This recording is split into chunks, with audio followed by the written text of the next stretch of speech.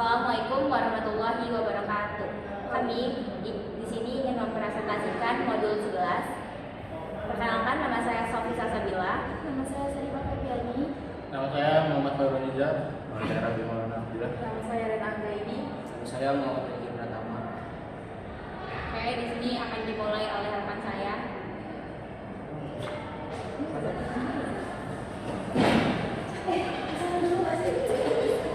Yang pertama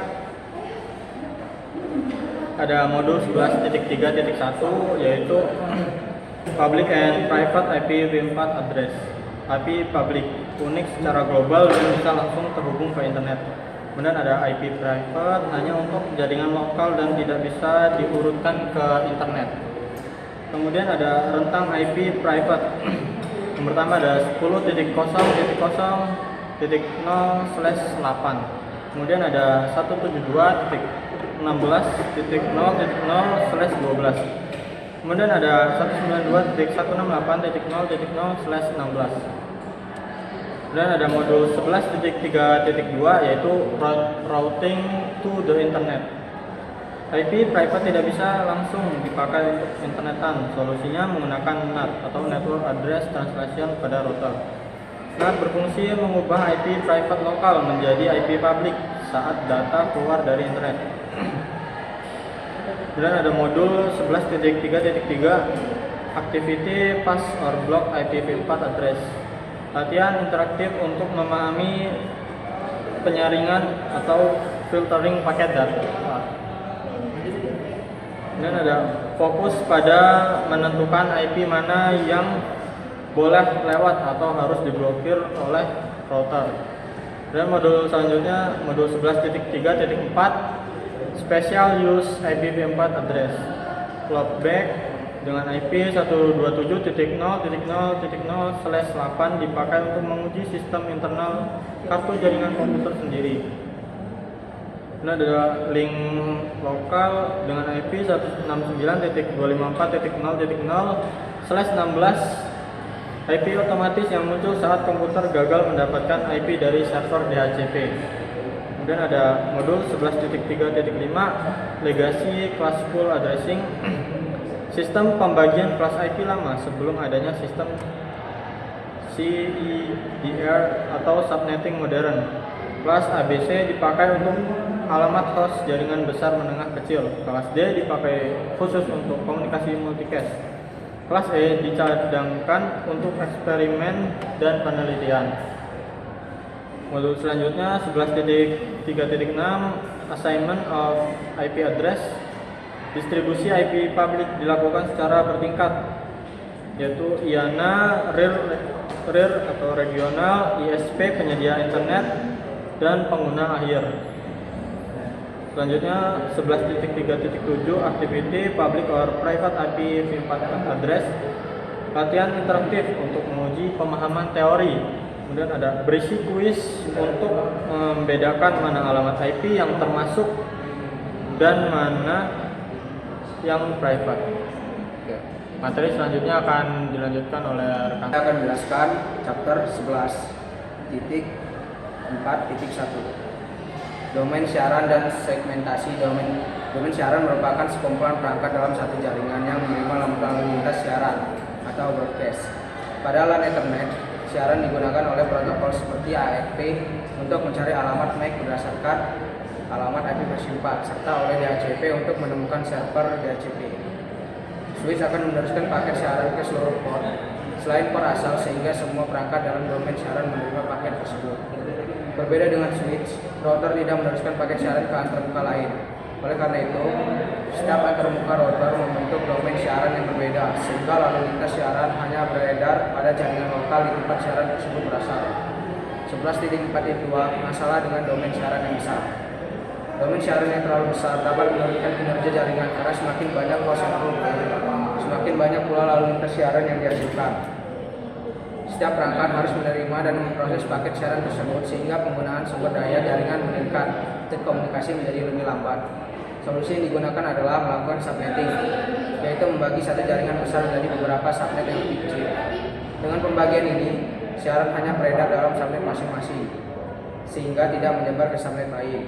Proses subnetting dilakukan dengan memperpanjang prefix jaringan menggunakan sebagian bit host untuk membentuk subnet baru. 11.4.3 Alasan segmentasi jaringan. Segmentasi jaringan melalui subnetting bertujuan mengurangi lalu lintas siaran sehingga kinerja jaringan menjadi lebih baik. Selain meningkatkan efisiensi, subnetting juga memudahkan administrator menerapkan kebijakan keamanan dengan mengatur subnet mana yang dapat saling berkomunikasi serta membatasi dampak gangguan akibat kesalahan konfigurasi, kerusakan perangkat atau serangan. Administrator dapat mengelompokkan perangkat dan layanan ke dalam subnet yang berbeda sesuai kebutuhan organisasi. Oleh karena itu, pemahaman mengenai subnetting menjadi keterampilan dasar yang penting bagi setiap administrator jaringan dalam merancang dan mengelola jaringan secara efektif. Selanjutnya akan dijelaskan oleh teman saya. Lanjut ke chapter 11.5 yaitu subnet and IP versi 4 network, yaitu dia proses membagi satu jaringan besar menjadi beberapa jaringan yang lebih kecil.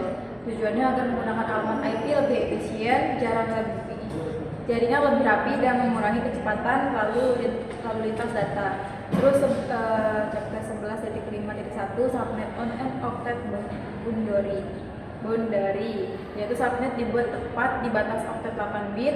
Perhitungannya lebih mudah karena perubahan terjadi per 8 bit. Contohnya itu 192.168.0.0/24 dibagi menjadi beberapa jaringan, misalnya prefixnya /25 atau /26. Terus di sini 11.5.2 subnet within on octet boundary. Subnet dibuat di dalam satu oktet, bukan tempat di batasannya. Menggunakan sebagai bit host sebagai bit network, membutuhkan perhitungan subnet mask dan jumlah host. Lanjut ke 11.5.3 subnet mask, yaitu berfungsi membedakan bagian network ID dan host ID pada alamat IP. Contohnya 255.255.255.0 dengan prefixnya /24. Lanjut ke 11.5.4 magic number, yaitu dia digunakan untuk menentukan jarak antar subnet. Rumusnya itu 256, yaitu nilai subnet masknya. Terus lanjut ke 11.5.5 paket tracer, yaitu latihan membuat subnet dan menguji koneksi menggunakan Cisco tracer. Terus lanjut ke chapter 11.6 yaitu subnet /16 dan /8 prefix, yaitu materi ini tentang subnetting pada jaringan yang lebih besar, yaitu prefix 16 dan prefix 8. Terus lanjut ke 11.6.1 create subnet with prefix 16, membagi jaringan dengan prefix /16 menjadi beberapa subnet yang lebih kecil. Contohnya 172.116.0.0 itu prefixnya 16. Terus ke chapter 11.6.2 create 100 number with prefix 16, menentukan jumlah bit yang dipinjam agar menghasilkan minimal 100 subnet. Lanjut ke 11.6.3 create 1000 subnet with 8 prefix. Prefix 8 memiliki banyak host sehingga bisa dibagi menjadi ribuan subnet. Lanjut ke 11.6.4 subnet across multiple octet. Subnetting dilakukan pada lebih dari satu oktet sehingga perhitungannya lebih kompleks. Lanjut ke 11.6.5 calculate the subnet mask, yaitu menghitung subnet mask berdasarkan jumlah subnet atau jumlah host yang dibutuhkan. Mungkin itu aja. Lanjut ke selanjutnya saya akan menjelaskan materi mengenai desain efisiensi subnetting IPv4. Pertama, pada bagian subnet privat vs publik. Jaringan perusahaan terbagi menjadi dua, area intranet atau internal yang menggunakan IPv4 privat agar aman, dan area DMZ yang menggunakan IPv4 publik untuk layanan luar seperti web server. Kedua, untuk meminimalkan sisa host berlaku hubungan terbalik. Semakin banyak bit yang dipinjam untuk subnet, sisa alamat host akan semakin sedikit. Jumlah host bersih dihitung dengan rumus 2 pangkat N kurang 2 karena alamat network dan broadcast tidak bisa dipakai host.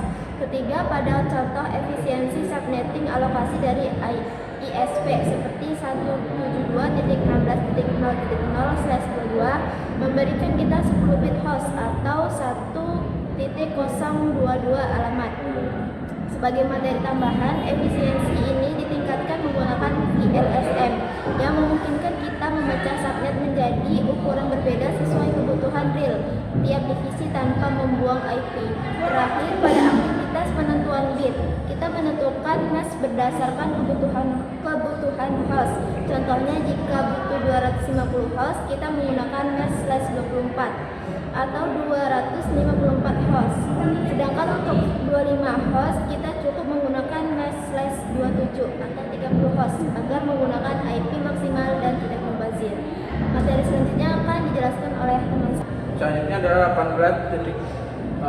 11.8.1, yaitu unit address on one subnet. Pemborosan alokasi alamat IP pada jaringan WAN terjadi karena ketidakfleksibelan antara metode subnetting tradisional yang mengharuskan penggunaan satu subnet mask seragam di seluruh segmen. Akibat aturan baku ini, sebuah subnet yang dialokasikan untuk tautan antar router WAN akan membuang 8 alamat IP secara sia-sia karena jalur tersebut sebenarnya hanya membutuhkan 2 alamat IP host.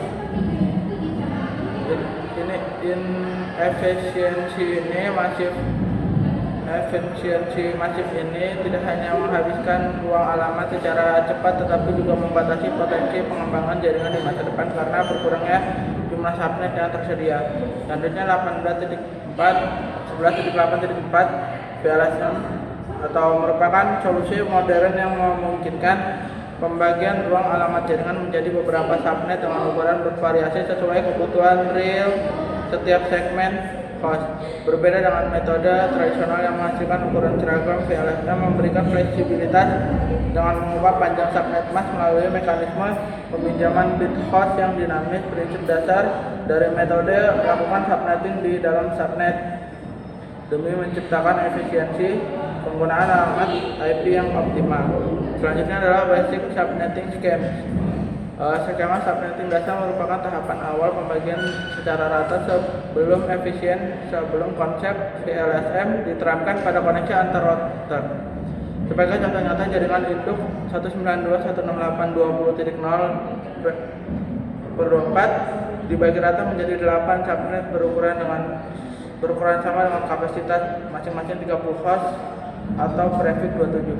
4 subnet pertama dialokasikan secara pas untuk jaringan lokal LAN, namun sisa subnet lainnya akan membuang banyak ruang alamat jika langsung dipasangkan pada antar router yang minim host. Untuk menghentikan pemborosan tersebut, skema dasar ini mengisolasi subnet terakhir, yaitu sebagai ruang alamat yang sengaja disisihkan untuk dipecah kembali ke ukuran yang lebih kecil. Selanjutnya adalah topologi address assignment. Pemberian alamat IPv4 pada topologi jaringan berbasis VLSM harus dilakukan secara sistematis untuk menjamin kelancaran komunikasi berdasarkan segmen antar segmen tanpa adanya pemborosan IP. Berdasarkan peraturan umum, pengalamatan alamat host pertama yang valid dari masing-masing subnet akan dilakukan konfigurasi pada antarmuka interface LAN milik router sebagai gerbang utama atau default gateway. Selanjutnya, perangkat komputer pengguna di dalam segmen tersebut akan diberikan alamat IP unik dari rentang sisa host yang tersedia di subnet yang sama. Sekian penjelasan saya tentang 11.8. Selanjutnya akan dijelaskan oleh teman saya. Oke, selanjutnya di 11.9 adalah struktur desain. Nah, jadi ini ada IPv4 network address planning. Nah, ini adalah merencanakan pembagian alamat IPv4 sebelum jaringan dibuat agar penggunaan IP efisien, tidak terjadi konflik dan mudah dikelola. Selanjutnya ada device address assignment, yaitu memberikan alamat IP ke setiap perangkat jaringan baik secara statik, yaitu diatur manual, atau cocok untuk router, server dan printer.